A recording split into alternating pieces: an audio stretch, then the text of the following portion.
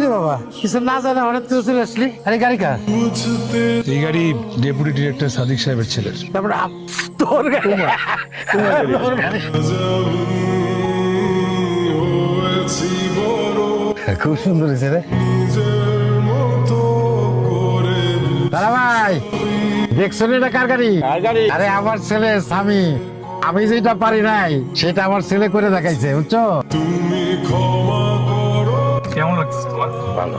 সন্তান যখন ভালো থাকে, অনেক বড় কিছু করে, তখন নিজেকে সফল মনে হয়। মনে হয় যে বাবা হিসেবে আমি সার্থক। নিজের পায়ে দাঁড়াইছিস, মনে হয় যে আমার সে সফল আর কেউ আছে।